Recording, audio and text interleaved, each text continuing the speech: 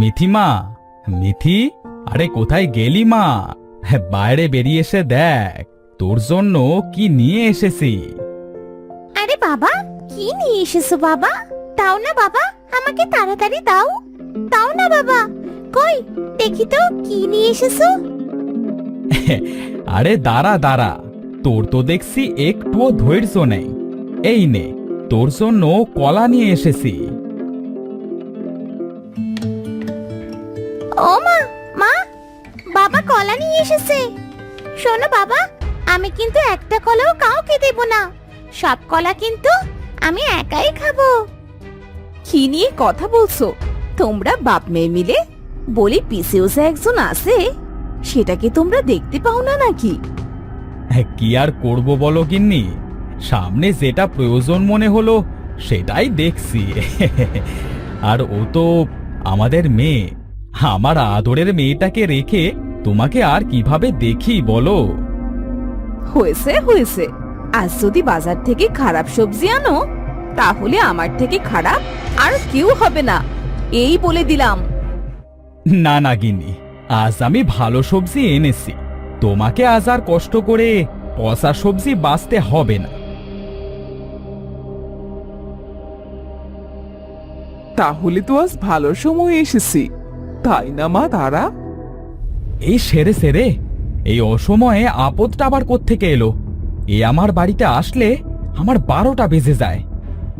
ও মা, তুমি? আমি তো ভাবতেই পারছি না যে তুমি এই সময় আমাদের বাড়িতে আসবে। বউ, ঝড় কি কাউকে বলে আসে? সে তো হঠাৎ করে আসে, তাই না? শুনেছিস মা, জামাইয়ের কথা শুনেছিস? কত বড় সাহস, আমাকে ঝড়ের সাথে তুলনা করছে। এই, তুমি চুপ থাকো তো, আর একটাও কথা বললে তোমার মুখে টেপ মেরে দেব, এই বলে দিলাম। তুমি চুপ করো তো মা, নানু আসলে তুমি আর নানু সব সময় বাবার সাথে ঝগড়া করো। হোমা, আমার নানু ভাইকে তো এত সময় খেয়ালই করিনি, তা নানুর মুখে এত কথা ফুটলো কিভাবে? বাবার মতোই হয়েছে মা, এবার আমি আর তুমি মিলে এই দুটোর মুখেই টেপ মারবো। মা, এত দূর থেকে আসলে চলো তো ঘরে চলো, আগে একটু বিশ্রাম নিয়ে নাও তো দেখি। তারা ও তার মা দুজনেই ঘরের ভেতরে চলে গেল। এদিকে তাজু মনে মনে ভাবতে লাগলো, এই আপদটা আসলেই আমার সুখের সংসারে আগুন লাগে। আগে ভাবতে হবে একে কিভাবে বিদেয় করা যায়। হ্যাঁ হ্যাঁ, ভাবতেই হবে।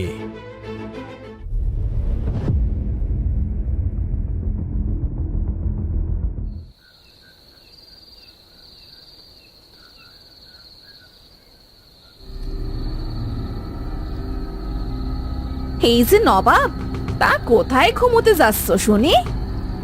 কেন? আমার খাটে? তুমি তো জানো আমি আবার খাটে ছাড়া ঘুমুতে পারি না। পোড়া মুখে মিনসে, আমার ওই নিচে ঘুমাও। আমার মা খাট ছাড়া ঘুমোতে পারে না। ওরে আমার মহারাজা জামাই রে, বাড়িতে যে শাশুড়ি এসেছে সেই দিকে নজর আছে নাকি? যাও নিচে গিয়ে ঘুমাও। অলক্ষণের শাশুড়ি, যদি 3 দিনের ভেতরে তোকে না তাড়িয়েছি তাহলে আমার নামও তাজু না। হাহ।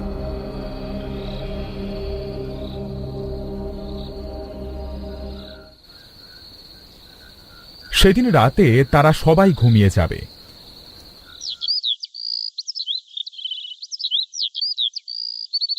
পরের দিন সকালে তাজুর বউ ও শাশুড়ি ঘুম থেকে উঠে তাজুকে ডাকবে। এই যে জামাই, এত বেলা পর্যন্ত ঘুমিয়ে থাকলে চলবে নাকি? বলি সকাল সকাল উঠে আমার মেয়ের সাথে তো একটু কাজে হাত দিতে পারো নাকি? মা, তুমি কাকে কি বলছো? দেখছো না খাটাস বেটা নাক টেনে কেমন ঘুমাচ্ছে? তারাও মা, এর গায়ে পানি ঢেলে এখনই ঘুম বার করছি। আর তার কোনো দরকার নেই, আমি জেগেই আসি। বলো তোমার কি কাজ করতে হবে? বলি এত বেলা হলো, খেতে কি যাবে না নাকি? তাড়াতাড়ি ওঠো আর মাঠে যাও। আরে হ্যাঁ হ্যাঁ, যাচ্ছি যাচ্ছি। সারা রাত মেঝেতে শুয়ে একটুও তো ঘুম হয়নি, আর এখন সাত সকালে শিয়ালের মতো ডাকা শুরু হয়ে গেছে। হ্যাঁ। তাজু ঘুম থেকে উঠে মাঠে চলে গেল। মাঠে গিয়ে সে তার খেতে বসেই গভীর চিন্তা করতে লাগলো তার শাশুড়িকে কিভাবে তাড়ানো যায়। না, এভাবে উড়ে এসে আমার খাট দখল করবে সেটা তো হতে পারে না। আজ রাতে আমাকে একটা কিছু করতেই হবে। এখন বাড়ি গিয়ে খেয়ে দে একটু বাজারে যাব। বাজার থেকে ফেরবার পরই হবে আসল মজা।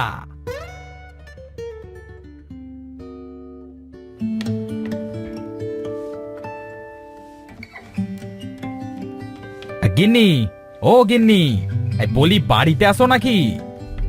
কি হয়েছেটা কি? গাধার মতো চিৎকার করছো কেন? আমি তো বাড়িতেই আছি। ও, বাড়িতেই আসো? তা ভালোই হয়েছে। আমার ক্ষুধা পেয়েছে, খেতে দাও তো। হাতে মুখে পানি দিয়ে এসো, খেয়ে নাও। আমি ভাত বাড়ছি।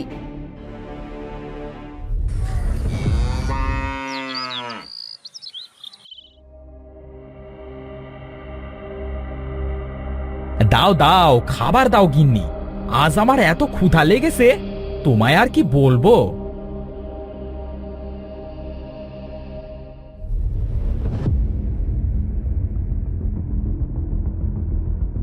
এই নাও, তাড়াতাড়ি খেয়ে নাও। এ কি গিন্নি, এই ভর দুপুরে ঝাল পেঁয়াজ আর পানি দেওয়া ভাত দিচ্ছ? মা, আপনারাও কি এই খাবার খেয়েছেন? আরে না জামাই, আমার মেয়ে সরিষা ইলিশ রান্না করেছে। উফ, খেতে কি মজা। বাবা, এই সব কিন্তু নানুর বুদ্ধি জানো। নানু কিন্তু মাকে বলেছে তোমাকে ঝাল পেঁয়াজ দিয়ে পানি দেওয়া ভাত দিতে। ও, এতক্ষণে বুঝলাম। আচ্ছা দাও, এই ভাতই খাই। তাজু খেয়ে দিয়ে বাজারে চলে গেল। সে বাজারে গিয়ে একটা লম্বা সাদা জামা, একটা ভুতুড়ে মুখোশ এবং মাথার একটা সাদা চাদর কিনল।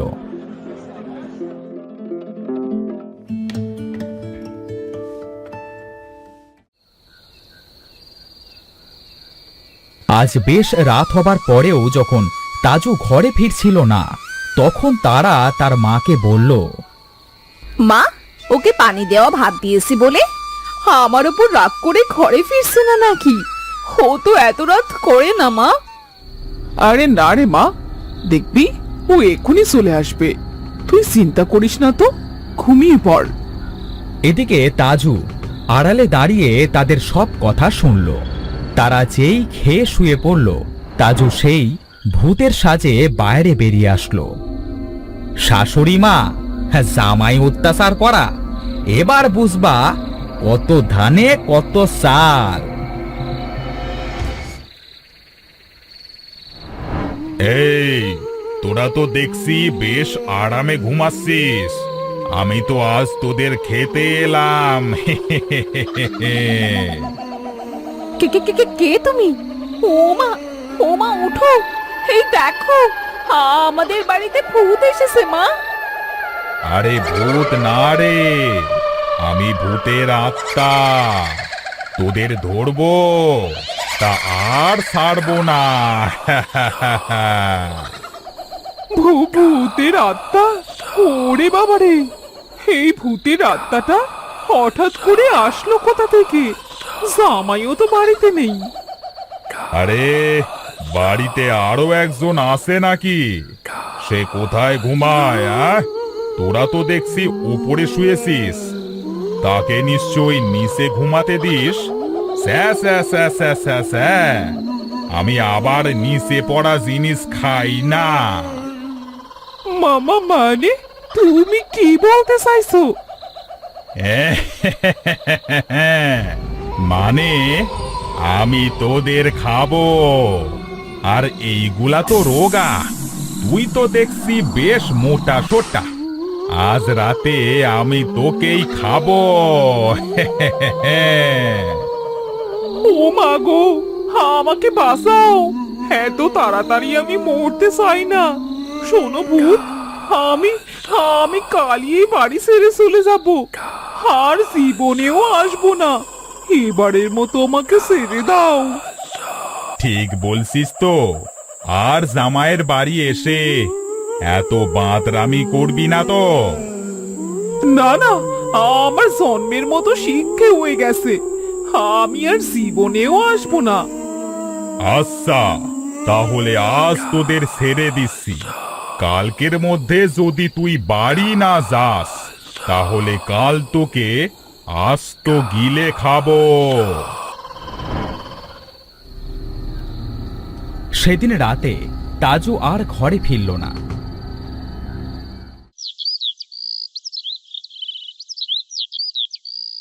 আর এদিকে পরের দিন সকাল না হতেই তাজুর শাশুড়ি বাড়ি চলে গেল। তাজু যখন বাড়ি ফিরে আসলো,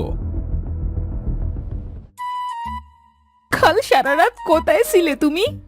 জানো, কাল আমাদের বাড়িতে ভূত এসেছিল। ও মা, তাই নাকি?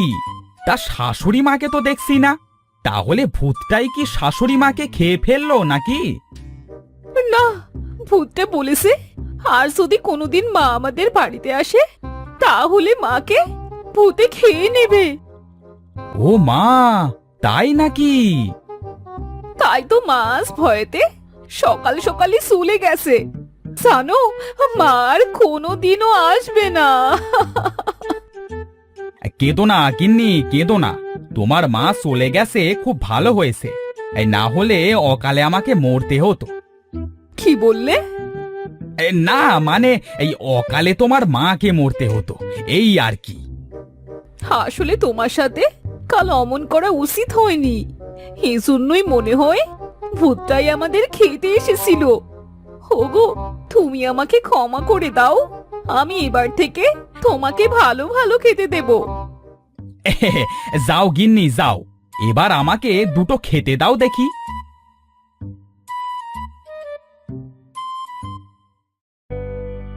যাক, অবশেষে আমার বুদ্ধিটা কাজে লাগলো।